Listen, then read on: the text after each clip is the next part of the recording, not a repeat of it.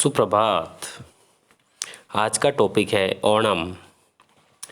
चरम उत्कर्ष, कठिन शब्द देखिए, चरमोत्कर्ष। यानी कि कोई भी त्यौहार मनाया जाता है तो बड़ी धूमधाम से मनाया जाता है, तो वो चरम उत्कर्ष यानी फुल खुशियों का त्यौहार। व्याप्त यानी अच्छाइयाँ, पौराणिक यानी पुरानी, पुक्कलम यानी कि रंगोली वगैरह जो घर पे बनाए जाते हैं, सम्मिलित यानी समूह में सम्मिलित होने के लिए, प्रदर्शन यानी प्रदर्शन करना, समृद्धि सुख समृद्धि से संबंधित, खुशहाली, बंधुत्व यानी भाईचारा। ओणम केरल में मनाए जाने वाला एक प्रमुख त्यौहार है। यह त्यौहार सावन के महीने में मनाया जाता है। इस समय प्राकृतिक सौंदर्य अपने चरम उत्कर्ष पर होता है और चारों ओर प्रसन्नता का वातावरण व्याप्त होता है। ओणम को मनाने के संबंध में एक पौराणिक कथा प्रचलित है। हजारों साल पहले केरल में महाबली नामक एक शक्तिशाली राजा राज्य करता था। कौन राजा राज्य करता था? महाबली। हजारों साल पहले केरल में महाबली नामक एक शक्तिशाली राजा राज्य करता था। उसकी राजधानी का नाम महाबलीपुरम था। महाबली की राज्य की राजधानी का नाम महाबलीपुरम।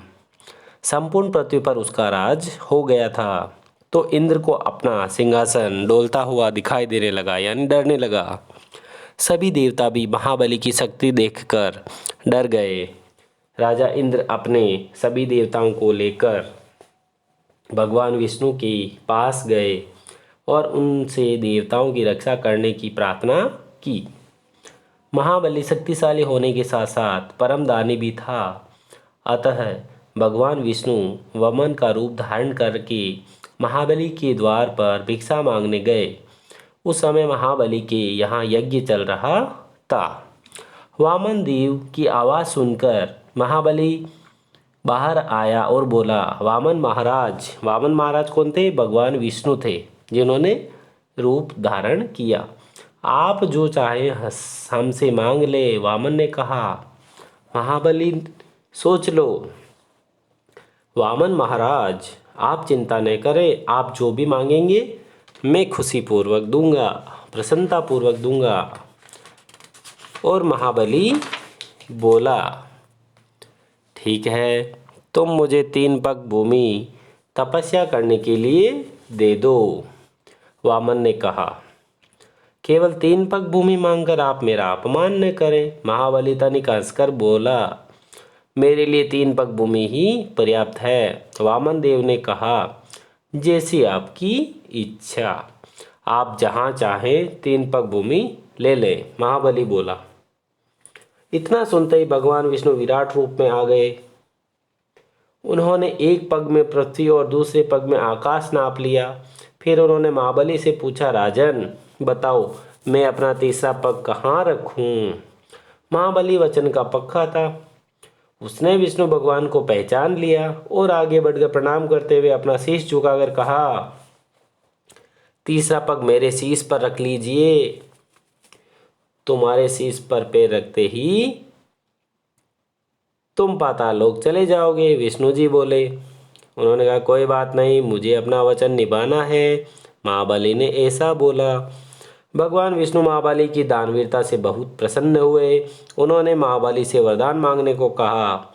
महाबली ने कहा, महाबली अपनी प्रजा से बहुत प्यार करता था। उसने विष्णु जी से कहा, मैं 1 वर्ष में एक बार अपनी प्रजा को देखने के लिए आना चाहता हूँ। विष्णु जी ने उसकी प्रार्थना स्वीकार कर ली। भगवान विष्णु द्वारा महाबली के शीश पर पैर रखते ही वह पाताल लोक में समा गया। कहा जाता है कि तभी से महाबली प्रतिवर्ष अपनी प्रजा से मिलने केरल आता है और उसकी आगमन की खुशी में लोग ओणम का त्यौहार मनाते हैं। ओणम के अवसर पर घरों की पुताई, झाड़ पोंछ, आसपास की सफाई की जाती है।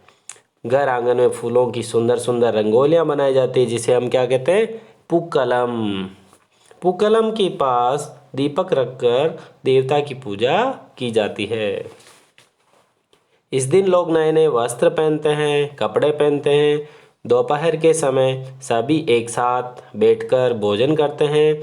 भोजन में तरह तरह के व्यंजन जैसे दाल, चावल, पापड़, सांभर, खिचड़ी, डपेरी, पकोड़े, डपेरी यानी पकोड़े, पायसम यानी खीर आदि बनाए जाते हैं। यह भोजन सब लोग केले के पत्तों में खाते हैं।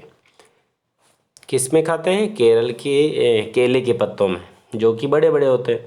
केरल में मुख्य रूप से धान, केला और नारियल की खेती होती है, इसलिए भोजन में अधिकतर इन्हीं का प्रयोग होता है, धान, केला और नारियल।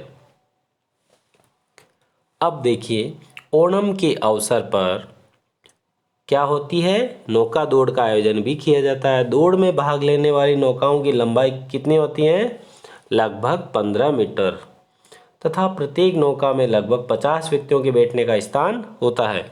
इस प्रतियोगिता को जीतने वाले को नेहरू ट्रॉफी दी जाती है। जो जीतेगा उसे नेहरू ट्रॉफी दी जाती है। इस नौका दौड़ को देखने के लिए दूर दूर से लोग आते हैं। स्त्रियां व बालिकाएं ताली बजाते हुए नृत्य करती हैं, जिसे कथकली कहते हैं। यह केरल का प्रसिद्ध नृत्य है। केरल का प्रसिद्ध नृत्य कौन सा है? कथकली। इसके द्वारा महापुरुषों और वीर नर नारियों की गाथाओं का प्रदर्शन भी किया जाता है। इस प्रकार ओणम प्रसन्नता और सुख समृद्धि का त्योहार है, जिसमें सभी धर्म, जाति, वर्गों के लोग समान भाव से सम्मिलित होते हैं। यह त्योहार हमें एकता और बंधुत्व का संदेश देता है। हमें इस त्योहार को इसी भावना के साथ मनाना चाहिए। तो प्रिय विद्यार्थियों, इस पाठ को दोबारा सुनिएगा ताकि आपके समझ में आ जाए। धन्यवाद।